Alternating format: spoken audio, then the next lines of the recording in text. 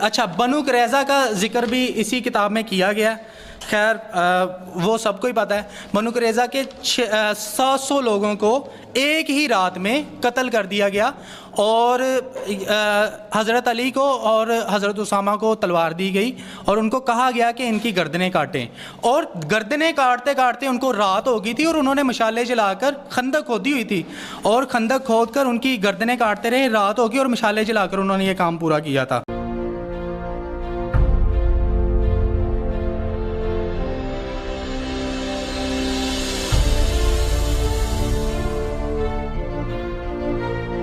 بسم اللہ الرحمن الرحیم. میں ہوں کیسر مدراج. امید ہے آپ کی طبیعت بالکل ٹھیک ہوگی. پچھلے ویڈیو میں ہم نے آپریشن کیا تھا سریہ وادی ام القرہ کے بارے میں کہ کس طرح سے ملحد جھوٹ بول کے ڈسٹورٹ کر کے فیکٹس کو, اسلام کو بدنام کرنے کی کوشش کرتے ہیں اور پھر کیسے اس غبارے سے ہوا نکلی. آج ہم بات کریں گے بنو قریظہ کے غزوہ کا. اس کو بھی لے کے بالکل ویسے ہی وہ جھوٹ بول کے ڈسٹورٹ کر کے ہر طرح سے اس کو کوشش کرتے ہیں کہ اسلام کا نام بدنام کیا جائے. ہمارے ایک ملحد ساتھی ہیں, انہوں نے میری ان سے کمٹمنٹ ہے کہ میں ان کا نام نہیں لوں گا, لیکن انہوں نے شدید اعتراض کیا ہے. تو میں آج یہ ویڈیو ان کے لیے اور سب کے لیے ہے کہ کس طرح سے ایک دفعہ پھر یہ لوگ اسلام کو کسی صورت میں بھی جب یہ ڈیفیٹ نہیں کر سکتے تو پھر جو آخری ہتھیار شیطان کا ہوتا ہے جھوٹ, اس پہ آ جاتے ہیں. لیکن ہماری تاریخ ہے, ہم سے تو جھوٹ نہیں چلے گا. یہ بنو قریظہ جو ہیں یہ بیسیکلی ان یہود قبائل میں سے ہیں جن سے میثاق مدینہ کیا گیا, جو پہلا کانسٹیٹیوشن ہے دنیا کا جو لکھا گیا کہ کس طرح سے ان کو ریلیجس فریڈمز ہیں, خواتین کی فریڈم ہیں, یعنی کہ ہر وہ ایک لمبی تفصیل ہے, میں اس میں نہیں جاؤں گا. ایک شک ہے اس میں جو آج کی ویڈیو سے ریلیونٹ ہے, اور وہ یہ ہے کہ مدینہ کا دفاع جو ہے وہ اکٹھے ہو کے کیا جائے گا جب مدینہ پہ حملہ ہوتا ہے. جب کفار نے اٹیک کیا مدینہ پہ, یہ غزوہ خندق کی بات ہے, اسے غزوہ احزاب بھی کہتے ہیں, اور اس لیے کہتے ہیں کہ وہ بڑی فوجیں لے کے آئے تھے. تو مسلمانوں کی حکمت عملی یہ تھی کہ وہ شہر کا دفاع اس طرح سے کریں کہ اس کے باہر ایک خندق کھودے تاکہ جو وہ کفار ہیں وہ آ نہ سکیں. اب ان کا جو معاہدہ تھا مسلمانوں کے ساتھ بنو قریظہ والوں کا کہ وہ مسلمانوں کی انہوں نے حمایت کرنی ہے جب مدینہ پہ حملہ ہو. دیکھیں, جب آپ کے ساتھ کسی کی الائنس بنتی ہے تو 3 طریقے ہوتے ہیں, ان میں سے کوئی ایک آپ کریں تو الائنس ٹوٹ جاتی ہے اور سزائے موت واجب ہو جاتی ہے. پہلا طریقہ یہ ہے کہ جب آپ پہ حملہ کیا جائے تو آپ کا ایلائی جو ہے وہ پیٹھ دکھا دے, وہ آپ کے ساتھ کھڑا نہ ہو. دوسرا طریقہ یہ ہے کہ آپ کا ایلائی آپ کے دشمنوں کو ان کی مدد کرنا شروع کر دے. اور تیسرا طریقہ یہ ہے کہ وہ آپ پہ حملہ کر دے. میں دوبارہ سے ریپیٹ کرتا ہوں کہ ان تینوں طریقوں میں سے کوئی ایک طریقہ بھی اگر استعمال کیا جائے تو الائنس نہ صرف ختم ہوتی ہے بلکہ بغاوت ڈکلیئر ہو جاتی ہے, اور بغاوت کرنے والا جو ہے اس پہ سزائے موت واجب ہو جاتی ہے. پھر آپ معاف کریں وہ ایک اور بات ہے, لیکن قانون جو ملٹری ہسٹری ہے اس میں آپ کو کنسسٹنٹلی یہ بات ملے گی کہ ان کے لیے سزائے موت ہے اس لیے کہ انہوں نے آپ کی موت کا انتظام کر دیا تھا. تینوں میں سے کوئی ایک, رائٹ. بنو قریظہ نے یہ تینوں کام کیے. نہ صرف یہ کہ یہ مسلمانوں کی حمایت میں نہیں آئے, بلکہ ساتھ یہ کہ جو ان کا جو نقشہ تھا وہ اگر آپ کرکٹ کے میدان سے سمجھنے کی کوشش کریں تو آپ امیجن کریں کہ جہاں پہ اسٹرائکنگ اینڈ پہ بیٹسمین کھڑا ہوتا ہے, یہاں پہ مدینہ ہے, اور سلپس میں یا شورٹ تھرڈ مین کی پوزیشن پہ یہ دیار بنو قریظہ ہے, ان کی یہ سائڈ پہ تھے.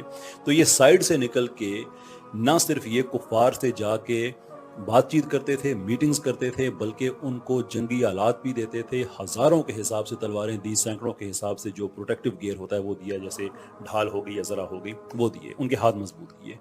اور پھر جس طرف مسلمانوں کی عورتیں, بچے اور معذور مسلمان تھے بیک سائڈ پہ, وہاں پہ حملہ کرنے کے لیے بھی انہوں نے اپنے جاسوس بھیجے. وہ تو حضرت صفیہ تھیں, انہوں نے اس کو قتل کر دیا اور اس طرح سے ان کے دل میں ڈر بیٹھا.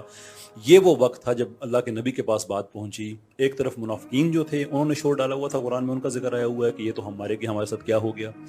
دوسری طرف جب یہ حملہ ہوا اور یہ ہمارے پہلے تو حمایت کے لیے نہیں آئے, اور پھر پیچھے سے جب انہوں نے یہ 2000 لوگوں کے حملے کی خبر تھی جس کے لیے وہ جاسوس آیا تھا کہ وہ لوگ اتنا کرنے لگے ہیں, اللہ کے رسول لیٹ گئے کہ اتنا بڑا دھوکہ ہمارے ساتھ, اتنا بڑا دھوکہ.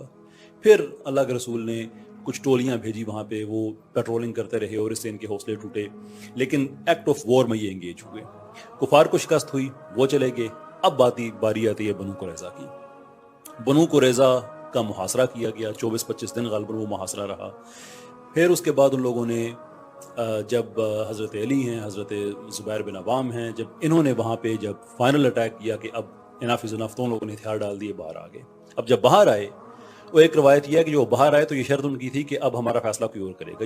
یہ بڑی عجیب بات ہے. یہ نبی صلی اللہ علیہ وسلم کی شخصیت کا وہ اعلیٰ ترین پوائنٹ ہے جو ملحد کبھی بھی آپ کو نہیں بتائے گا. کیونکہ معاہدہ ٹوٹنے کے بعد نبی پاک صلی اللہ علیہ وسلم پر کوئی کمپلشن نہیں تھی کہ وہ اس معاہدے کو آنر کریں. کو توڑا جو دشمنوں نے تھا, انہوں بنو قریظہ والوں نے خود توڑا تھا, لیکن اس کے باوجود انہوں نے کہا کہ ٹھیک ہے, ہم کچھ جو شکیں ہیں آپ کی ان پہ ہم عمل کرتے ہیں. مثال کے طور پہ شک نمبر 30 جو ہے وہ آپریٹو شک ہے یہاں پہ. اس میں یہ تھا کہ جو یہودیوں کے معاملات ہیں وہ ان کی شریعت کے مطابق ہوں گے, جو مسلمان ہیں وہ مسلمانوں کے معاملات ہوں گے. انڈیویجول لیول پہ اگر کوئی اختلاف ہو جاتا ہے تو اس کا فائنل فیصلہ نبی پاک صلی اللہ علیہ وسلم کے پاس تھا. لیکن ایسا نہیں تھا کہ کوئی مسلمان جرم کرے تو اسے یہودی شریعت کے مطابق سزا دی جائے, یا کوئی یہودی جرم کرے تو اسے اسلامی, ایسا نہیں تھا.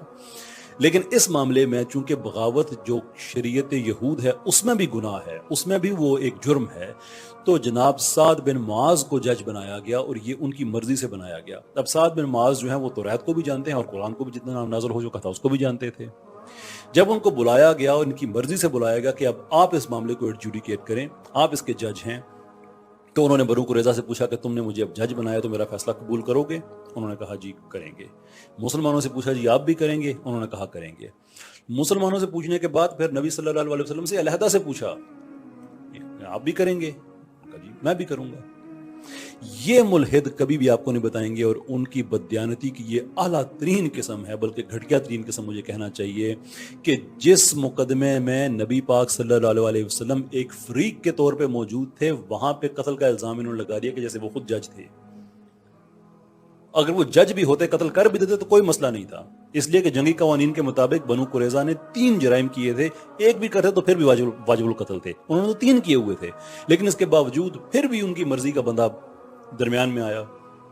انہوں نے پھر ان کی شریعت کے مطابق بتایا بنو قریظہ والوں کی کہ اس کی سزا یہ بنتی ہے کہ عورتوں بچوں کو گرفتار کر لیا جائے, مردوں کو قتل کر دیا جائے. اور مردوں میں سے بھی وہ قتل ہوئے جن لوگوں نے جو جرم کیا ہوا تھا.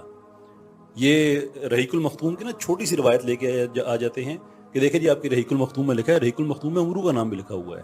اسے تو سزا نہیں ملی تھی کیونکہ اس نے اپنا بغاوت نہیں کی تھی, اس نے اپنا معاہدہ آنر کیا تھا.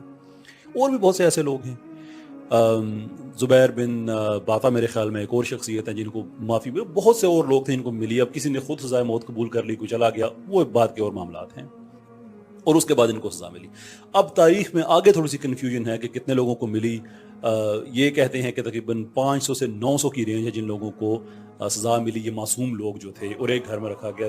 That is difficult to accept, اس لیے کہ اس زمانے میں کہاں اتنے بڑے گھر ہوتے تھے کہ جس میں 900 لوگ چلے جائیں, 500 لوگ رہیں, اور پھر وہ 2 دن مسلسل ان کا قتل ہوتا رہا.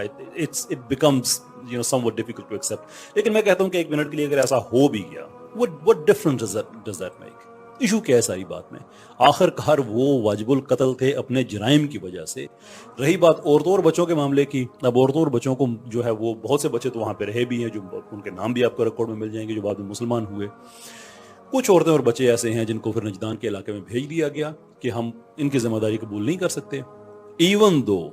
ایون دو مسلمان اگر چاہتے تو جو اس زمانے کے جو قوانین رائج تھے ان کے مطابق کچھ بھی کر سکتے تھے, لیکن ان کو وہاں پہ بھیج کے ان کے عوض پھر تلواریں اسلحہ وغیرہ لے لیا کہ آپ چاہتے ہیں کہ آپ ان کی ذمہ داری قبول کریں, فدیہ دیں, لے جائیں, بات ختم.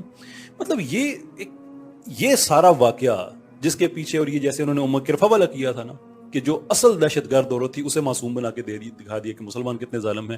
یہاں پہ جو اصل ٹیررزم کرنے والے لوگ تھے یہ بنو قریظہ والے, ان کو معصوم کر کے دکھا دیا کہ مسلمانوں نے تو سب کو مار دیا. تاریخ پڑھا کریں, یہ ہماری تاریخ ہے, ہماری تاریخ میں سے آپ ہم سے ہی جھوٹ بول کے ہمیں غلط ثابت نہیں کر سکتے.